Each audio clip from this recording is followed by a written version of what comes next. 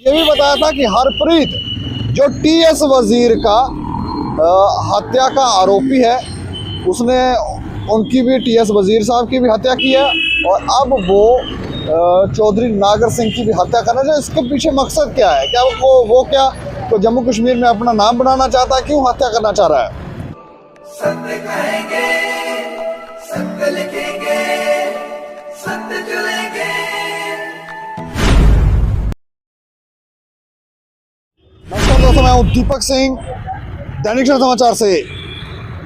पिछले दिनों से हम आपको गांधीनगर में जो डकैती मामला हुआ था उसकी अपडेट दे रहे हैं। और कल हमने आपको बताया था कि जो डकैती करने लोग आए थे उनका मकसद डकैती नहीं बल्कि चौधरी नागर सिंह की हत्या करने का था। और इसका खुलासा स्वयं पुलिस के आला अधिकारियों ने किया था।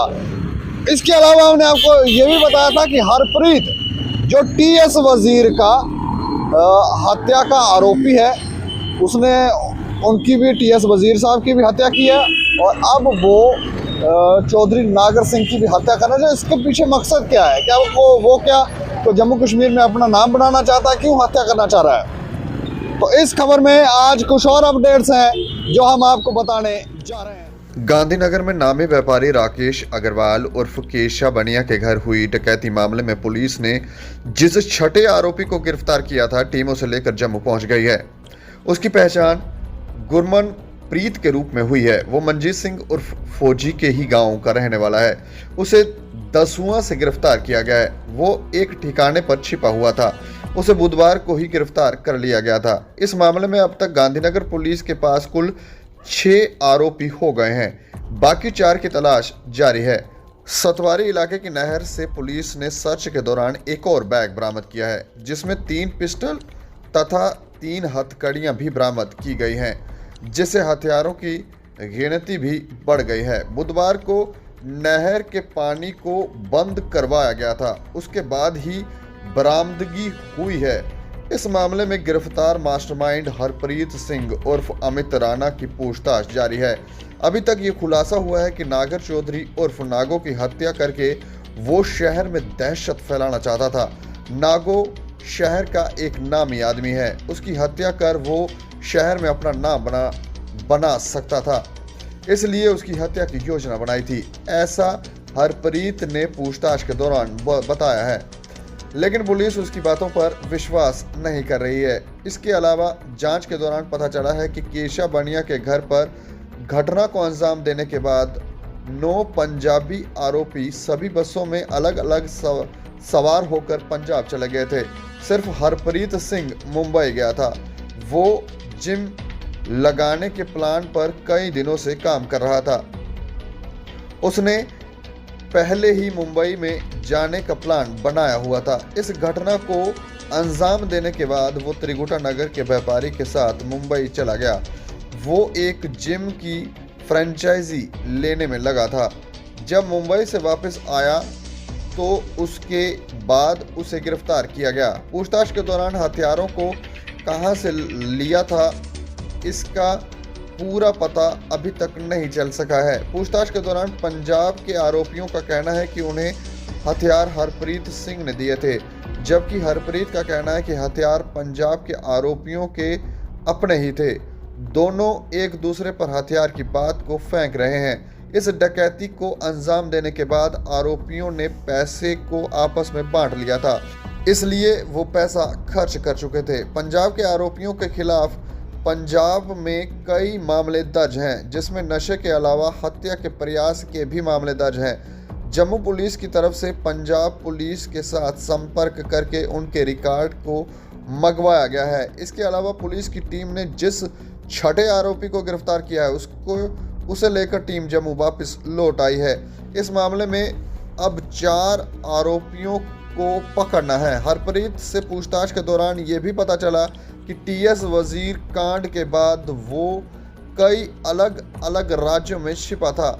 जब वो पंजाब में छिपा था तो इन पंजाब के आरोपियों, जिसमें मुख्य मनजीत सिंह उर्फ फौजी है, उसके संपर्क में आया था। वहां पर ही इनकी दोस्ती हुई। उसके बाद ही उसने जम्मू में कांड करने की साजिश रची थी। पूछताछ के दौरान पता चला कि पंजाब के आरोपियों को जम्मू बुलाने के बाद एक दिन अपने घर पर ठहराया था और अगले दिन सुबह कांड करके पंजाब के आरोपी भाग गए थे। इसी खबर पर ज़्यादा जानकारी के लिए हमारे साथ हमारे सीनियर डिप्टी न्यूज़ एडिटर हैं फोन लाइन पर गोविंद चौहान। गोविंद जी, बिल्कुल जी। मैं जानना चाह रहा हूं कि हरप्रीत ने कोई और खुलासे किए हैं या अभी तक यही जानकारी है कि वो नाम बड़ा बनाना चाहता था चौधरी नागर सिंह को मारकर? क्या कोई है अपडेट? और दीपक जी, इस मामले में काफी खुलासे हो रहे हैं। पहले तो मैं आपको ये बता दूं कि हरप्रीत सिंह जो था जी, जम्मू में एक जिम खोलना चाहता था। हाँ, जब ये घटना हुई थी, उसने डकैती की घटना की थी, उसके बाद ये मुंबई गया। मुंबई से जब वापिस आया तो पुलिस ने उसे गिरफ्तार किया है जी। अभी तक पूछताछ में ये इसकी और नागर चौधरी को नागो उनकी कोई आपसे दुश्मनी सामने नहीं आई है। अच्छा, इस केस की इन्वेस्टिगेशन में पुलिस को ये पता चल रहा है कि ये एक अपना नाम बनाने के चक्कर में हमला करने की फिराक में था। नाम तो ऐसा नहीं लगता टीएस वजीर हत्या को अंजाम देने के बाद भी इसका काफी नाम हो गया था? जी, काफी नाम हो गया था। ऐसा आप देखिए, जम्मू शहर में अगर हम इस समय सोचें, टीएस वजीर साहब की हत्या हुई थी लास्ट ईयर अप्रैल में जी। उसके बाद दिल्ली क्राइम ब्रांच की जो पुलिस है वो उसको तलाश करती रही, उसको 1 लाख का इनाम दिया गया। उसके बाद ये शिफा हुआ था। अगर ये नागर चौधरी की हत्या करने में कामयाब हो जाता तो स्वाभाविक सी बात है कि शहर में ये अपना जो सिक्का बना लेता, लेकिन ऐसा हो नहीं पाया। इसके प्लान में ये नाकाम रहा और इसने डकैती को अंजाम जी। अभी तक के खुलासे नहीं ये बता रहा। हालांकि एक बात और स्पष्ट है कि ये क्रिमिनल है। अब वो पहले दिन पुलिस को क्रिमिनल जो है अपनी पूछताछ में ऐसा तो है नहीं कि वो पहले दिन ही अपना सही खुलासा करके दे देंगे। वो बड़े मंजे हुए क्रिमिनल होते हैं, पूछताछ करने में काफी समय लगता है, फिर जाके कहीं बातें बाहर निकलती जी। इस केस में अभी तक पुलिस ने 6 आरोपियों को पकड़ लिया है। जिसमें एडीजी साहब ने प्रेस कॉन्फ्रेंस की थी, उसमें 5 आरोपियों को पकड़ लिया गया था। उसके बाद एक और आरोपी को गिरफ्तार किया गया है, पंजाब से गिरफ्तार करके 3 उसको वापस ले आए हैं। तो अब वो जम्मू में है आरोपी, वो आरोपी को गिरफ्तार करके 6 गिनती हो गई है आरोपियों की। अभी तक इस केस में अभी तक 6 आरोपियों को गिरफ्तार कर लिया गया है जी। ये अमित राणा बनकर यहाँ पर रह रहा था, इतना शातिर कि अपने रिश्तेदारों के घर नहीं गया, इसने ऐसा कोई लिंक पिछला टच नहीं किया। प्लान तो काफी बड़े लगते हैं, जिम खोलने में भी ये कामयाब। तो ये भी वेरीफाई नहीं हो रहा था कि आधार कार्ड ये डॉक्यूमेंट्स डुप्लीकेट बना के घूम रहा है यहाँ पर? देखिए, पहले तो मैं आपके माध्यम से मैं एक शहरवासियों को ना एक मैसेज देना चाह रहा हूँ। जी। क्या होता है कि फॉर एग्जाम्पल हमारे शहर में या किसी के घर में कोई अपने घर में किराएदार रखता है जी। मान लीजिए कि संजय नगर में हरप्रीत सिंह को किराए पे मकान दिया गया। वो मकान मालिक का फर्ज और दायित्व बनता था, अगर हमें अपराध मुक्त समाज चाहिए तो हमारा दायित्व बनता है कि अगर हमने अपने घर में कोई किराएदार रखा है तो उसकी पूरी पुलिस वेरिफिकेशन करवाई जाए जी। इस केस में पुलिस वेरिफिकेशन नहीं करवाई गई, जिससे कि ये आराम से लंबे समय से उस मकान में रह रहा था। अगर पुलिस वेरिफिकेशन करवाई जाती तो उसका कार्ड भी जमा होता, उससे पता चलता पुलिस को ये कौन है।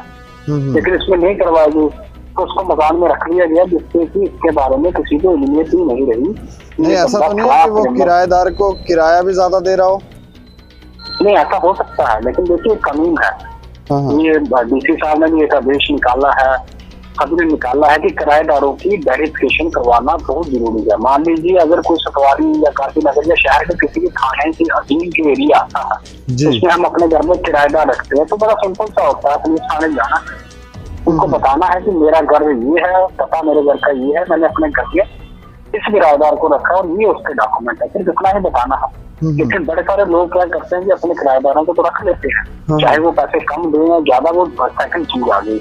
लेकिन सबसे पहले हर एक आम नागरिक का दायित्व बनता है कि वो अपने किराएदार की वेरिफिकेशन पुलिस के द्वारा करवाए, ताकि पुलिस को पता हो कि फलां एरिया में फलां पुलिस स्टेशन की हदूद में कितने किराएदार है जी। ये सभी चीज तो अभी तक मतलब हम ये कह सकते हैं कि उसकी मंशा नागर चौधरी को मारने के पीछे ये थी कि वो एक अपना सिक्का जमाना चाहता था जम्मू कश्मीर के अंदर।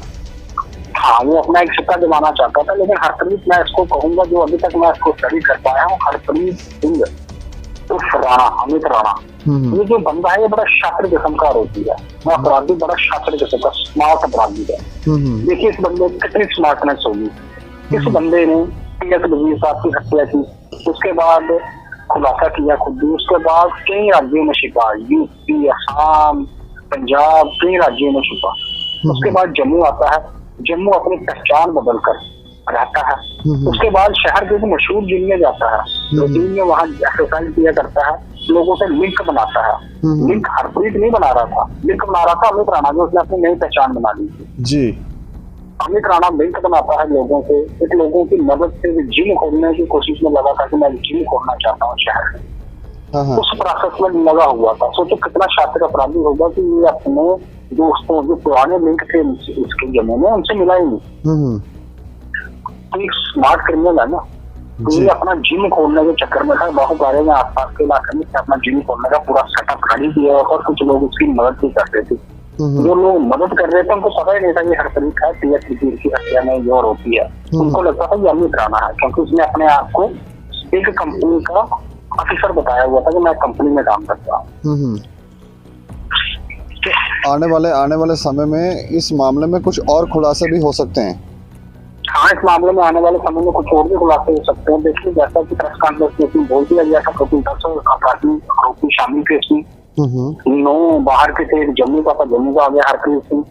9 बाहर के थे, अब कुल 6 आरोपियों को गिरफ्तार कर लिया गया है। शेष बच्चे 4 को जल्दी गिरफ्तार कर लिया। उसके बाद कड़ियां जुड़ेगी, वेपन कहाँ से लिए, क्या इनका मकसद था, आगे कितनी घटनाएं। और मैं आपको एक चीज बहुत अच्छी बताना चाह रहा हूँ, जो पंजाब के आरोपी पकड़े गए हैं जी, इनके खिलाफ हत्या का प्रयास और नशे के मामले में पंजाब में दर्ज है। जम्मू पुलिस की टीम ने पंजाब पुलिस से संपर्क किया हुआ है ताकि अपराधियों की रिकॉर्ड और बैकग्राउंड उनका लाया जा सके। शुक्रिया हमें जानकारी देने के लिए। शुक्रिया। लड़ाई नहीं, कोई दुश्मनी नहीं, फिर भी टारगेट चौधरी नागर सिंह क्यों? प्रश्न ये उठता है क्यों? नाम बनाना है तो चौधरी नागर सिंह को टारगेट किया जा रहा है। टीएस वजीर की जब हत्या की गई थी तो कितनी बड़ी कॉन्स्पिरेसी होगी, कितना बड़ा षड्यंत्र होगा, आप सोच सकते हैं। पहले उनके घर में रहे, फिर दिल्ली लेकर गए, वहाँ उनको खिलाया पिलाया, तो फिर ऐसे करके उनको वहाँ पर मारा। और ये बात भी किसी को पता नहीं चली कि 1 सप्ताह तक डेड बॉडी जो थी वजीर साहब की वो उस फ्लैट में पड़ी हुई थी। लेकिन इसके पीछे है कौन लोग? क्योंकि ये लोग जो बिजनेसमैन होते हैं, जैसे चौधरी नागर सिंह उर्फ नागो है, या कोई और लोग जो बड़े बिजनेसमैन हैं, सिर्फ जम्मू के अंदर कार्य नहीं करते हैं, ये लोग बाहर भी कार्य करते हैं, इनके टेंडर बाहर भी हैं। और कुछ पावरफुल लोग जो बाहर के, वो ये सोचते हैं कि अगर जम्मू जाना है, जम्मू कश्मीर में हमें अपना दबदबा बनाना है, तो हमें कैसे ये कर सकते हैं, तो वो फिर उन टारगेटों को चूज़ करेंगे जो उनके रास्ते में आड़े आते हैं। तो उनको हटाने के लिए नए नए षड्यंत्र वो लोग रचेंगे, उनको मरवाने का। ऐसा ही इस मामले में भी दिखने में लग रहा है। ऐसा लगता है जैसे हरप्रीत को शायद कुछ पावरफुल लोगों ने हायर किया हो, हायर करने के बाद कहा हो कि आप एक काम करें, इनको हमारे मार्ग से हटा दें, हम आपको इस कार्य में इस जगह पर सेटल कर देंगे, कोई आपका बाल भी बांका नहीं कर सकता।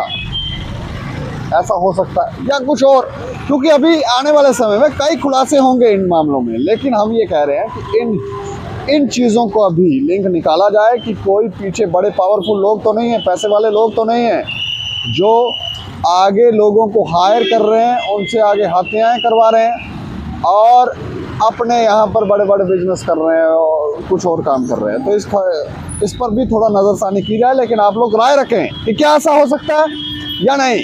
और देखते रहें दैनिक समाचार। मुझे और मेरे सहयोगी राजीव गुप्ता को दें इजाज़त। नमस्कार।